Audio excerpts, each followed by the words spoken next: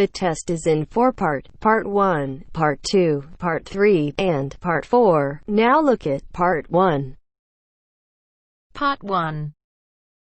You are going to listen to a telephone conversation between two people, Hannah and her father. As you can see, there are 4 alternative answers, A, B, C, and D, for each question 1 to 5. You have to decide which alternative is the most suitable answer and circle the appropriate letter. First, you have some time to look at questions 1 to 5.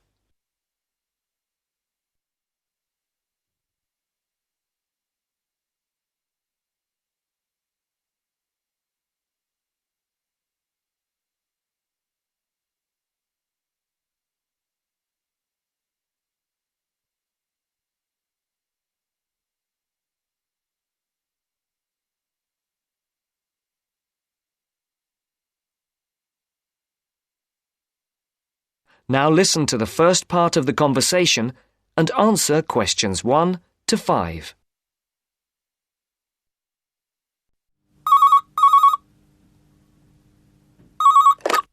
Hello, 992846.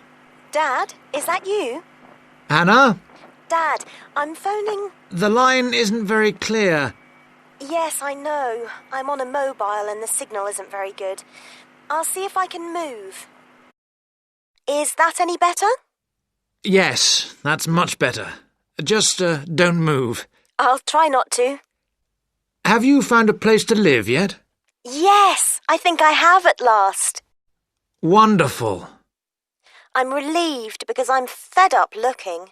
I didn't think it was going to take me 3 weeks. It hasn't been easy for you. I suppose it's the beginning of the academic year, and you have all the new students looking for places as well. Yes, that's one reason.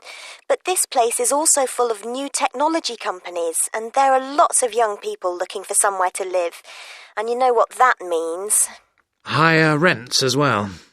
Yes, much higher. Well, tell me, how much is it? It isn't cheap for this area. It's £400 a month. That's much more than you had expected. Yes, it is. But I can't face looking anymore. I want a place where I can put my things instead of living out of a suitcase. I don't want to stay in this hotel any longer. I guess not. So, what's the new place like? Oh, it's really, really nice. Oh, good. It's in a very quiet street. It's a 2nd-floor flat with 1 double bedroom, a large living room, kitchen and toilet and bathroom. Sounds very nice. Oh, it is. And guess what? Yes? It's got a small roof terrace looking onto the garden at the back. Great. And it's big enough to have my plants and a small table and chairs. Brilliant. Before the speakers continue their conversation, look at questions 6 to 10.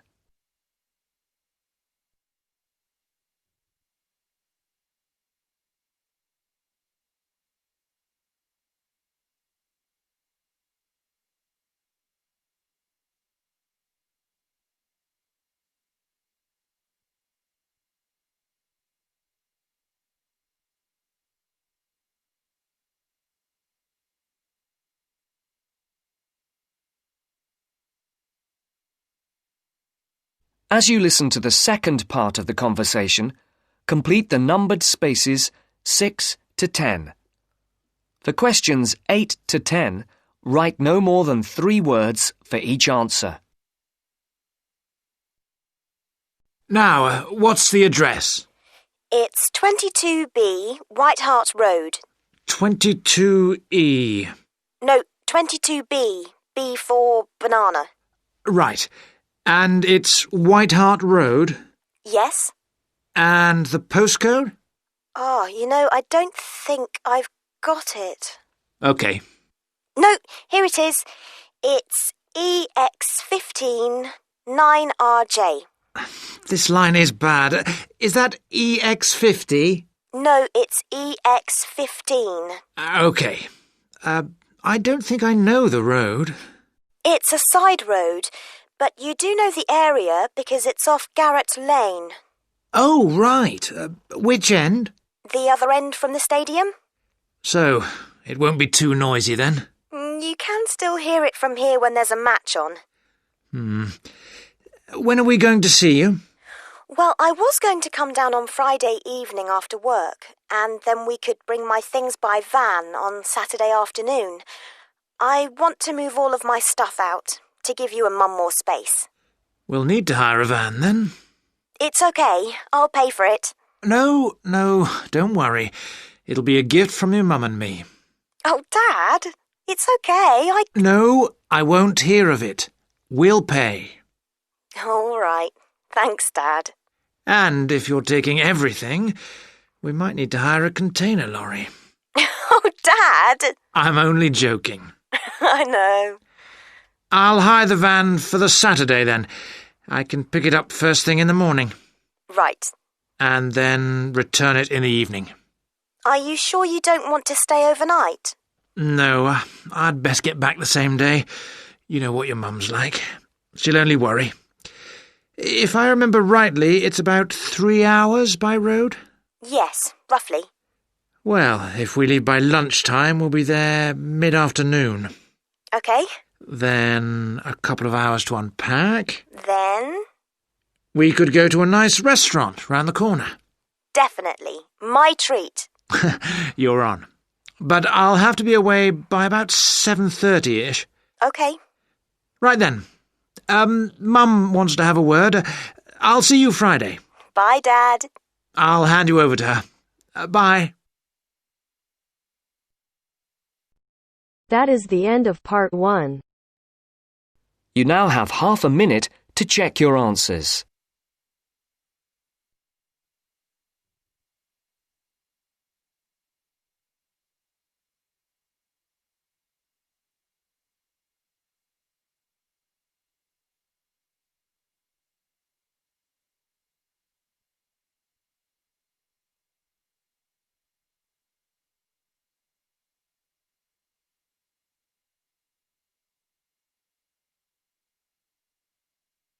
Now turns to part 2. Part 2. You'll hear someone talking to a group of university students. First, you have some time to look at questions 11 to 17.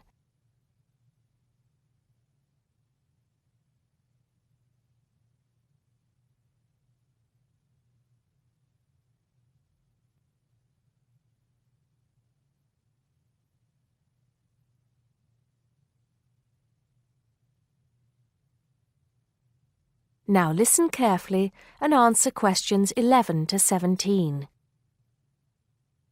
Good morning, everybody, and welcome to Upton University. I hope you are settling in and beginning to find your way around.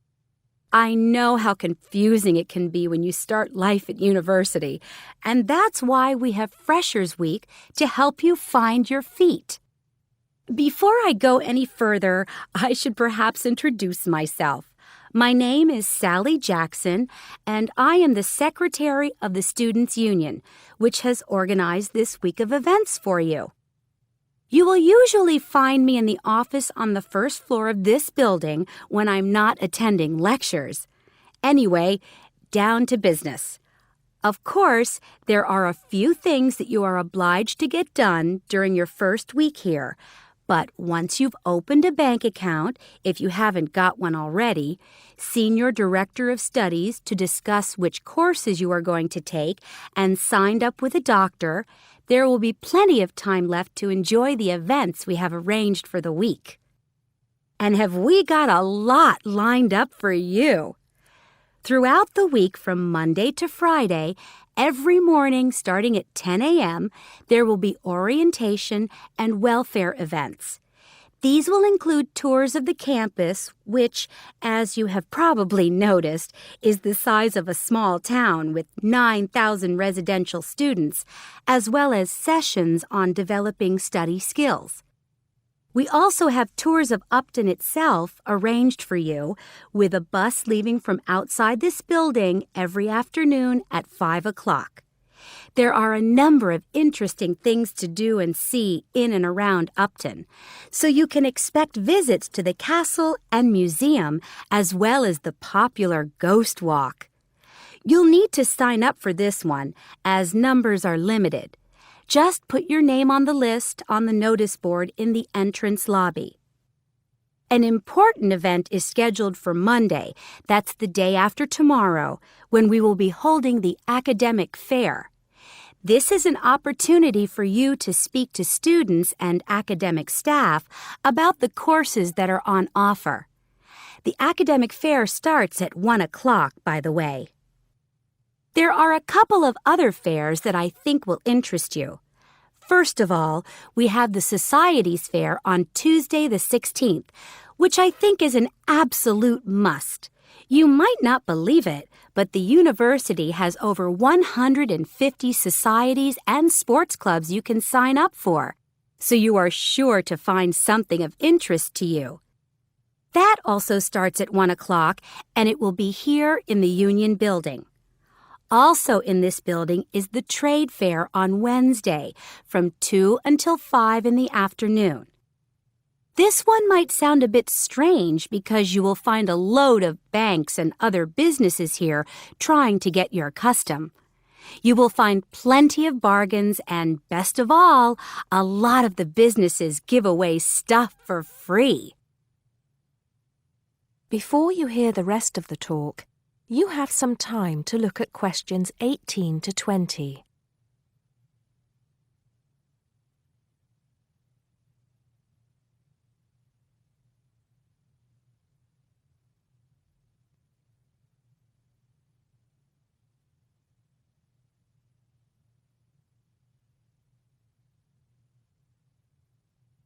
Now listen and answer questions 18 to 20. We've also got a great entertainment program lined up for you, starting tonight with our welcoming party. We have a top band lined up for your entertainment, but I'm not allowed to say who they are. All I can say is that I am sure you will not be disappointed. So come along to Blackmore Hall at 9 o'clock this evening to get your university experience off to a flying start. Just one point. I'm afraid this event is limited to freshers only. Because of space restrictions, you can't bring a friend tonight. Sorry about that. There's more fun and games on Monday in the Cotswold Theater here on campus. We have booked two of the cleverest comedians in the country, Paul Frazier and Jenny Brown, for a 3-hour show. Paul has assured us that he and Jenny have packed the show with new material, and as they always get rave reviews for their shows, I think we can look forward to an evening of great entertainment. That's in the Cotswold Theater on Monday evening at 7:30. Moving along a bit, on Thursday there is an important date for your diaries. This is the official Freshers opening ceremony, when the dean welcomes you to Upton University. So remember, Thursday the 18th from 2:30 to 3:30 in Blackmore Hall. You certainly should go to this one, and by the way, light refreshments will be available. At the end of the week, on Saturday, you have the chance to dress up in your smartest evening wear for the official Freshers' Ball. Actually, although it's called a ball, it is quite a relaxed affair, so we are more than happy if you turn up wearing jeans and a t-shirt. The important thing is to relax and enjoy yourselves. Time and place are the same as for this evening's party. Blackmore Hall from 9 in the evening to 3 o'clock in the morning. Right. I think I've covered the most important and exciting events we have lined up for you, but there will be plenty of other things going on throughout the week, so remember to check the notice board in the entrance lobby regularly. Enjoy the rest of the day, and I look forward to meeting as many of you as possible this evening at the welcoming party. That is the end of part 2. You now have half a minute to check your answers.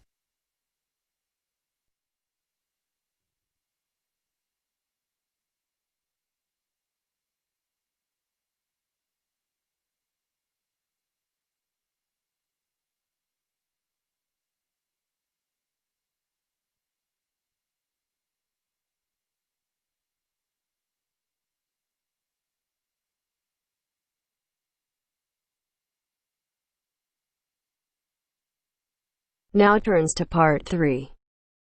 Part 3. You'll hear a discussion about a system of writing for the blind known as Braille. First, look at questions 21 to 23.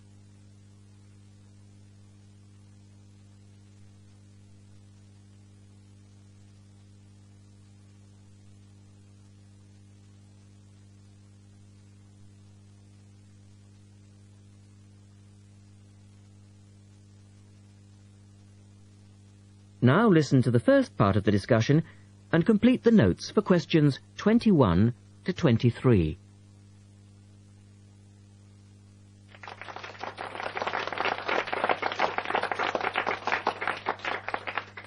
We're very pleased to welcome to our special interest group today Dr. Linda Graycar, who is from the City Institute for the Blind. Linda is going to talk to us about the system of writing for the blind known as Braille. Linda, welcome. Thank you. Now, we'd like to keep this session pretty informal, and I know Linda won't mind if members of the group want to ask questions as we go along. Well, let's start with an obvious one. What is Braille, and where does it get its name from? Well, as you said, Braille is a system of writing used by and for people who cannot see. It gets its name from the man who invented it, the Frenchman Louis Braille, who lived in the early 19th century. Was Louis Braille actually blind himself? Well, he wasn't born blind, but he lost his sight at the age of 3 as the result of an accident in his father's workshop. Louis Braille then went to Paris to the National Institute for Blind Children, and that's where he invented his writing system at the age of only 15 in 1824, while he was at the Institute. But he wasn't the first person to invent a system of touch reading for the blind, was he? No, another Frenchman had already come up with the idea of printing embossed letters that stood out from the paper, but this was very cumbersome and inefficient. Did Louis Braille base his system on the first one? No, not really. When he first went to Paris, he heard about a military system of writing using 12 dots. This was a system invented by an enterprising French army officer, and it was known as night writing. It wasn't meant for the blind, but rather for battle communications at night. That must have been fun. Look at questions 24 to 30.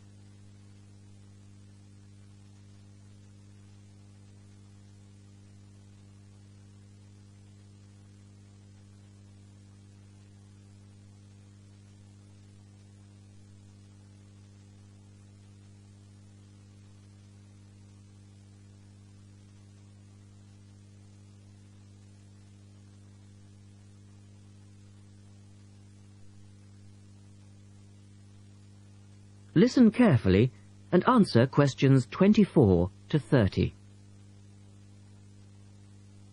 Anyway, Braille took this system as a starting point, but instead of using the 12 dots, which night writing used, he cut the number of dots in half and developed a 6-dot system.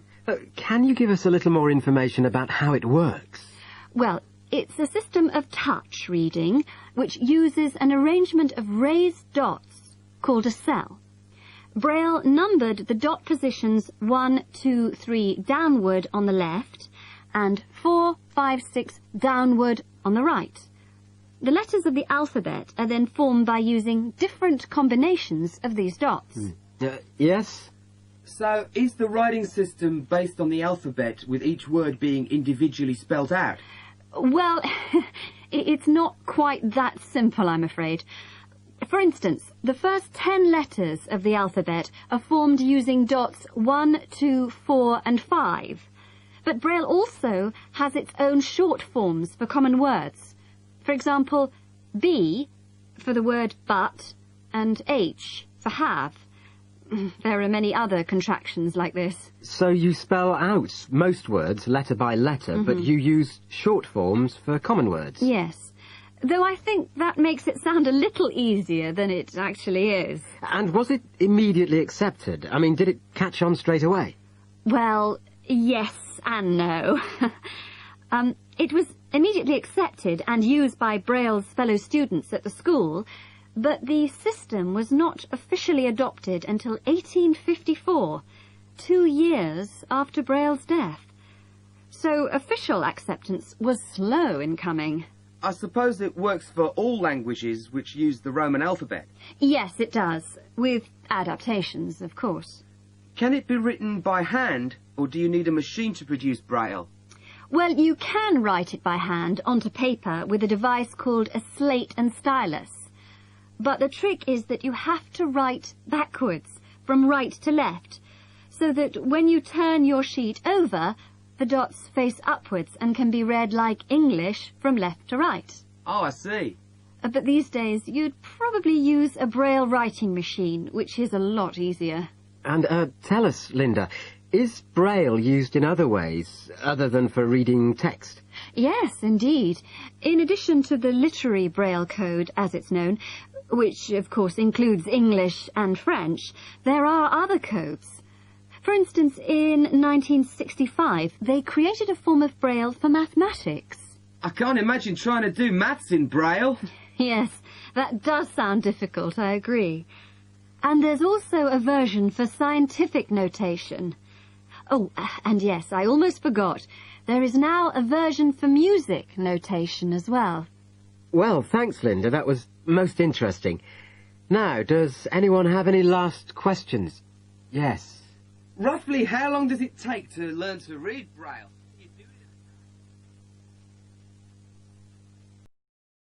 That is the end of part 3.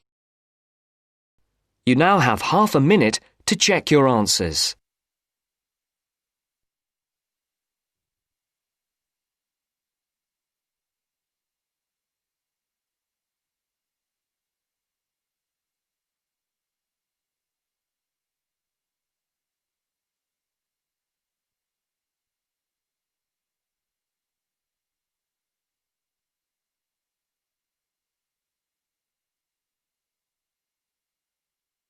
Now turns to part 4. Part 4. You are going to hear a talk introducing the courses and entry requirements of the Department of Psychology. You now have some time to look at questions 31 to 35.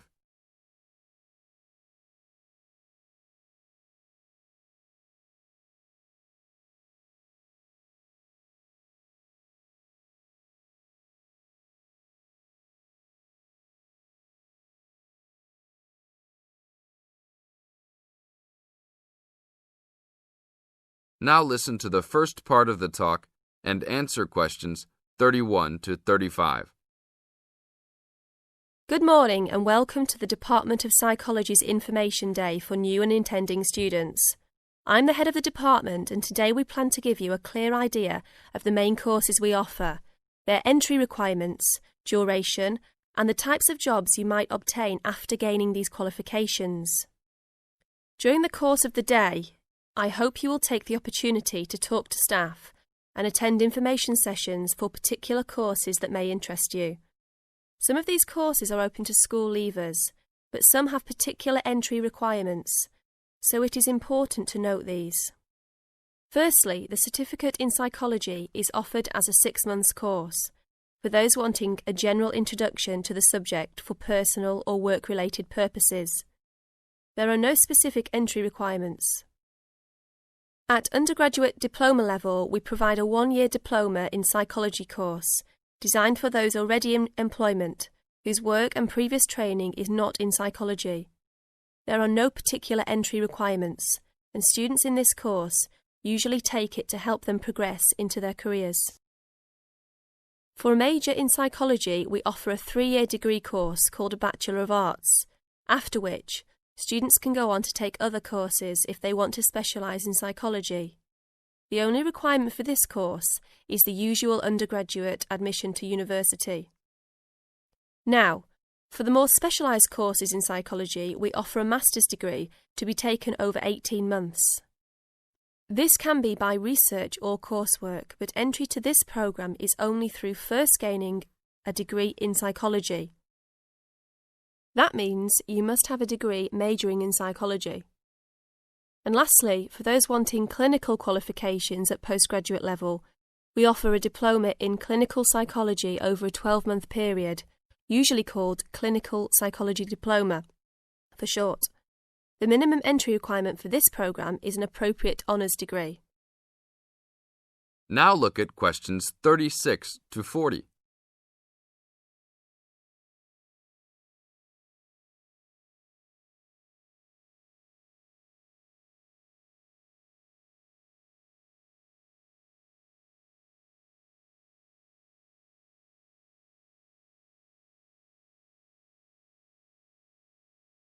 Listen carefully and answer questions 36 to 40. Now, it's also important that you have some understanding of the types of work these courses can prepare you for, and it's useful to know the relationship between the work you might do after you complete the course and the work of others who have studied different courses in psychology. As I said before, the certificate in psychology is for personal interest or possibly for work-related purposes, but doesn't qualify you in any particular way. Our students in this course can range from women who have stopped work to care for their children and the children have now commenced school, to the support staff in a specialised publishing company. They really vary a lot. The undergraduate diploma usually attracts people working in offices such as banks or in some government departments. If you gain a degree with a major in psychology, again, you are not professionally trained, but this could enable you to undertake further training to obtain professional qualifications, or it might just be part of a first degree that will help you to get a good job that doesn't require particular specialisation at that stage.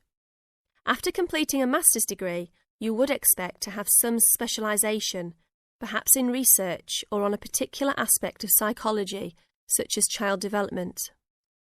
For those who also have a clinical diploma, there are a wide range of jobs available. Some focus on helping people with personal adjustment or family problems. Others might concentrate more on using psychological tests, or perhaps working in particular institutions, such as those for the mentally ill, or in prisons. There are many other job opportunities, so if you are interested to discuss possibilities with any of the staff today. That is the end of part 4. You now have half a minute to check your answers.